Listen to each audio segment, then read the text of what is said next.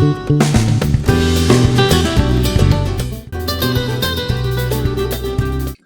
આમ દબાણ તમારી જેલી બહાર નીકળે. એવું? હા, દબાઈ તો.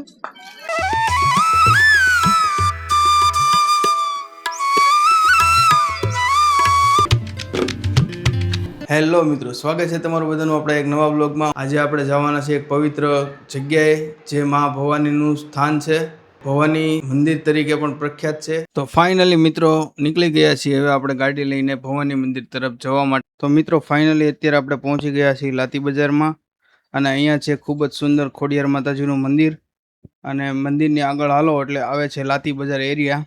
અહીંયા ખૂબ જ જૂની અને જાણીતી લાકડાની બજાર છે જે પહેલાંના સમયમાં અહીંયા ખૂબ જ મોટો વ્યવસાય હતો લાકડાઓનો. અને થોડાક આગળ ચાલો છો એટલે આવે છે ખારના ઝાપા ગેટ. ગેટ પાસેથી ભવાની મંદિરનું અંતર 5 થી 6 કિલોમીટરનું થાય છે. તો જોઈ શકો છો તમે મિત્રો આ ગેટ કેટલો સુંદર છે. અને ગેટની નીચે એક્ઝેક્ટ રિક્ષા સ્ટેન્ડ પણ છે. જો તમારે ભવાની મંદિર રિક્ષામાં જવું હોય તો અહીંયાથી તમને રિક્ષા પણ મળી રહેશે. તો બન્યા રહો સફરમાં. ભવાની મંદિર જતી વખતે જો મિત્રો આપણે સફરની વાત કરીએ ને તો સફર તો ખૂબ જ સુંદર રહેવાનો છે. વાહ ભાઈ વાહ, મહુવાની પ્રખ્યાત નાળિયેરીની વાડીઓ વ્લોગમાં ન આવે તો મિત્રો વ્લોગ આપણો અધૂરો જ કહેવાય. મહુવાને આમ તો સૌરાષ્ટ્રનું કાશ્મીર પણ કહેવાય છે એ આ લીલીછમ નાળિયેરીના લીધે જ. એટલે જોવો આ રસ્તાની બે બાજુ ઘેરદાર નાળિયેરી ઊભી છે. હા હા હા હા, આખું ઠરી જાય એવો નજારો છે એવો. પણ બાકી આપણું મહુવા એટલે નાળિયેરીનો ગઢ કહેવાય. અને એવી આ લીલોતરી જોઈને આપણું મન ખૂબ જ ખુશ થઈ જાય છે.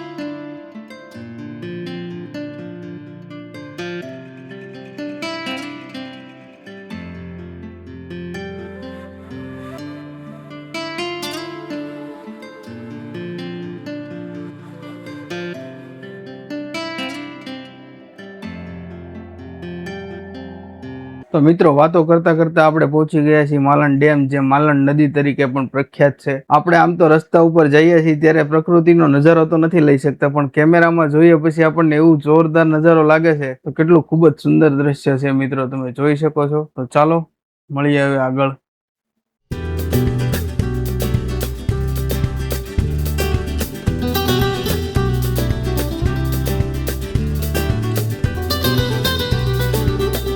તો મિત્રો આપણે પહોંચી ગયા છીએ ભવાની ગેટ અને તમે જોઈ શકો છો ગેટની બિલકુલ બાજુમાં આ મસ્ત મજાની પાર્કિંગની સુવિધા આપેલી છે. જો મિત્રો તમે પણ પોતાની ગાડી લઈને આવો તો અહીં નિરાતે તમે પાર્કિંગ કરી શકો છો. જેવા તમે ગેટની અંદર પગ મૂકો ને ભાઈ સાહેબ એટલે અહીં તો રોનક જ અલગ છે. આ જુઓ લાઈનસર બધી પ્રસાદીની દુકાનો આવેલી છે. અહીંયા આપણે માતાજીનો સરસ મજાનો પ્રસાદ લઈશું. મજાના રમકડાની દુકાનો પણ છે. એટલે જો ઘરમાં નાના છોકરાઓ હોય તો ભાઈ ખિસ્સું ખાલી થવાનું એ પાક્કું જ છે હો. અને દરિયા કિનારેથી હું તમને મંદિરનો પણ રાતનો નજારો તમને બતાવીશ. અને આ બધી દુકાનો વટી એટલે સીધી સામે નજર કરો એટલે આવી ગયું છે આપણું ભવાની મંદિર. તો ચાલો હવે મોડું નથી કરવું, ફટાફટ જઈએ મંદિરની અંદર ને લઈએ માતાજીના આશીર્વાદ.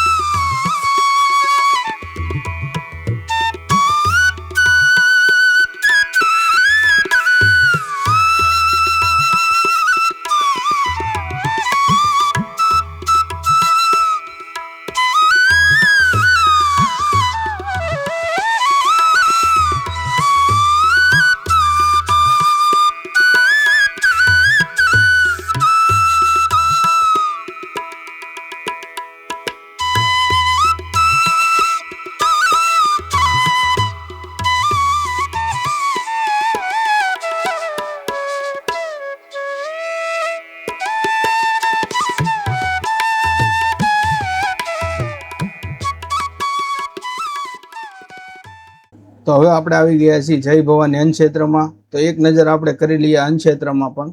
તો અંદર આવતા જ અહીંયા પાણીની ખૂબ જ સરસ સુવિધા કરવામાં આવી છે. અને અહીંયા છે આ અન્નક્ષેત્રની કોઠી આખી. એટલું મોટું અન્નક્ષેત્ર તો નથી મિત્રો, પણ કોઈ યાત્રાળુઓ અહીંયા આવે છે તો અહીંયા શાંતિથી બેઠીને પણ ભોજન કરી શકે છે તેવી સરસ અને શાંતિમય વાતાવરણ વાળી જગ્યા છે અહીંયા. તો જોઈ શકો છો અન્નક્ષેત્રનું આખું દૃશ્ય.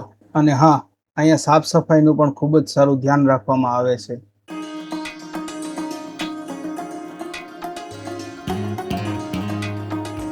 તો આપણે જોયું મંદિરની પાછળ જે આવેલું છે અન્નક્ષેત્ર, તે અન્નક્ષેત્રનું આખું આપણે વ્યૂ લીધું. હવે આપણે અહીંયાથી આગળ જઈએ છીએ એટલે અહીંયા સમુદ્ર કિનારે જવા માટે સરસ મજાના દાદરની સુવિધા પણ કરવામાં આવી છે અને અહીંયાથી વ્યૂ પણ ખૂબ જ સરસ દેખાય છે.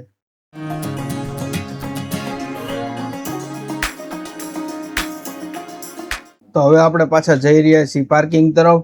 અહીંયા દક્ષરાજને લેવો હતો મૂન બોલ નીચે રમવા માટે, તો કે પપ્પા મને બોલ લઈ દો, તો એટલે આપણે બોલ લેવા માટે અહીંયા આવ્યા છીએ. તો હવે દક્ષરાજને લઈ દઈએ બોલ અને પછી જઈએ આપણે સમુદ્ર કિનારે. સમુદ્ર કિનારે આપણે 4-વ્હીલર લઈને જવાનું છે, તો ક્યાંથી જવાય છે તે હું તમને રસ્તો પણ બતાવું, એટલા માટે બન્યા રહ્યો તમે વિડીયોમાં આગળ સુધી. ભવાની મંદિર આવો એટલે હવે અહીંયા બાળકો ખર્ચા કરાવશે.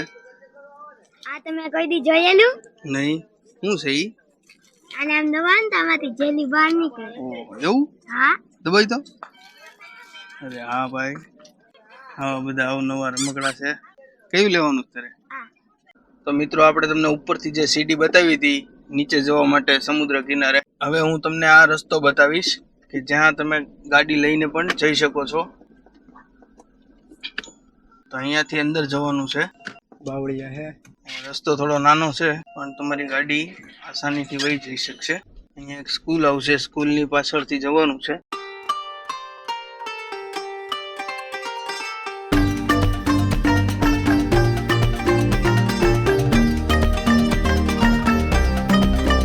જેમ તમે દરિયાના કિનારે સાવ નજીક પહોંચો તેમ રસ્તા પર રેતીનું પ્રમાણ તમને વધારે જોવા મળશે, તેથી ગાડી ચલાવતી વખતે ખાસ ધ્યાન રાખવું જેથી ટાયર રેતીમાં ખૂતી ન જાય.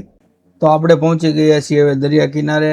અહીંયાથી દરિયાનો વ્યૂ ખૂબ જ સુંદર આવે છે અને હવે આપણે ગાડી કરી દઈએ અહીંયા પાર્ક. આપણી ગાડી કેપેબલ હોય તો જ આપણે ગાડી અંદર નાખવાની. આપણી ગાડી તો કેપેબલ છે પણ આપણે એવો સાહસ કરવો નથી, કેમ કે પછી અહીંયા કોઈ કાઢવા વાળું મળે નહીં, એટલે આપણે પાર્ક કરી દઈએ અહીંયા. તો મિત્રો આપણે ગાડી કરી દીધી છે અહીંયા પાર્ક. અને તમે આ જોઈ શકો છો પવન ચક્કી કે શું કહેવાય એને, આ છે મોટો પંખો જે અહીંયા દરિયા કિનારે લોકો બેઠા હોય તેને અહીંયા હવા પહોંચાડે છે અને ગરમી થવા દેતું નથી. એટલે આ ગરમીની સિઝન છે અત્યારે, એટલે આ પંખો ખૂબ જ કામ લાગે છે. તમે જોઈ શકો છો મિત્રો, આવા અહીંયા 1-2 પંખા લગાડેલા છે એટલે દરિયાના કિનારે આપણને ગરમીનો અહેસાસ થવા દેતું નથી. એટલે જ્યારે પણ આવો ત્યારે 24 કલાક આ પંખા શરૂ જ હોય છે. અને ગાડી આપણે કરી દીધી છે પાર્ક. કેમ ભાઈબંધ, ગરમીનો અહેસાસ ન થવા દે ને આ પંખો? બોલતો ખરો તું કા ક્યારે? હા, એમ ન થવા દે. જો તમે અહીંના સ્થાનિક લોકોને પણ પૂછો ને તો કહી શકશે કે અહીંયા ગરમીનો અહેસાસ થવા દેતું નથી. તો ચાલો હવે આપણે જઈએ સમુદ્ર કિનારે, 7 સમુદ્ર પાર, મહુવાથી ભવાની બીચ. તો બન્યા રહેજો કન્ટિન્યુ બ્લોગમાં. તો આપણે આવી ગયા છીએ ભવાની બીચ ઉપર ને આવતા જ મેહુલ ને દક્ષરાજ બે ક્રિકેટ રમવા માંડ્યા અહીંયા આવીને. અને ખાલી આ 2 લોકો જ ક્રિકેટ રમે એવું નથી ભાઈ, અહીંયા આજુબાજુમાં જોવો ને તો બધા ક્રિકેટ જ રમે છે. જો આખી ટીમ છે અને એટલી મસ્ત મજા લઈ છે ને આ દરિયા કિનારે કે તમે વાત જવા દો, આપણને રમવાનું મન થઈ જાય. અને એ ત્યાં ઠંડો પવન આવતો હોય, ઓહો શું મજા છે યાર અહીંયા ક્રિકેટ રમવાની. હવે ભાઈ દરિયાની રેતીમાં ક્રિકેટ રમવું એટલે થાક તો લાગવાનો જ છે. તો હવે દક્ષરાજ ને મેહુલ બે રમી રમીને થાકી ગયા છે એટલે હવે અમે જઈએ છીએ પેટ પૂજા કરવા. તો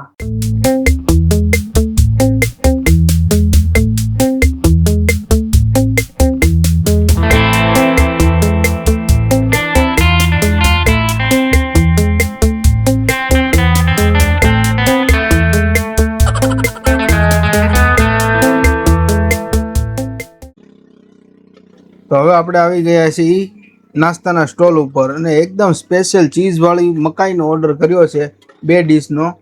એટલે જોઈએ ભાઈ કેવી રીતના બનાવે છે. મસ્ત એકદમ ચીઝનો ભરપૂર વરસાદ કરી રહ્યા છે આ ભાઈ.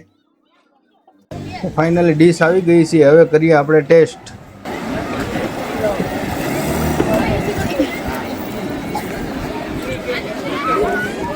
મિત્રો અહીંયા છે ભવાની અમેરિકન મકાઈ.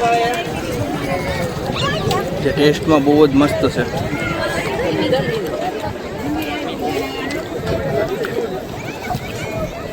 કેવું છે દક્ષરાજ? મસ્ત છે. મસ્ત છે.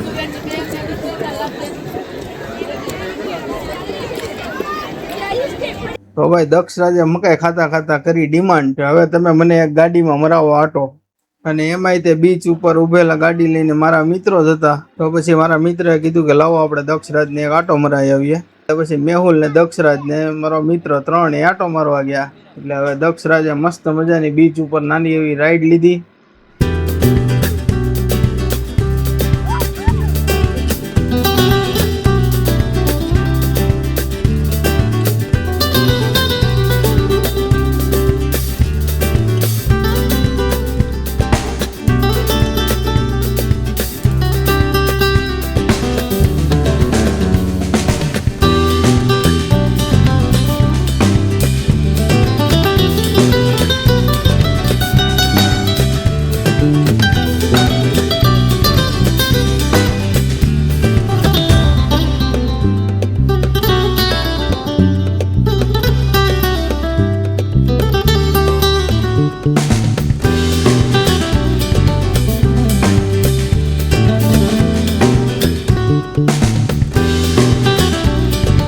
તો દોસ્તો સાંજ ઢળી ગઈ છે હવે, અને તમે જુઓ ભવાની માતાના મંદિરનો રાતનો અદ્ભુત નજારો. રોશનીમાં મંદિર કેટલું સુંદર દેખાય છે, અને એમાં પણ અત્યારે આરતીનો સમય થયો છે, અને આરતીની ગૂંજ એટલે કાનમાં આવે એટલે એકદમ શાંતિ મળે ભાઈ.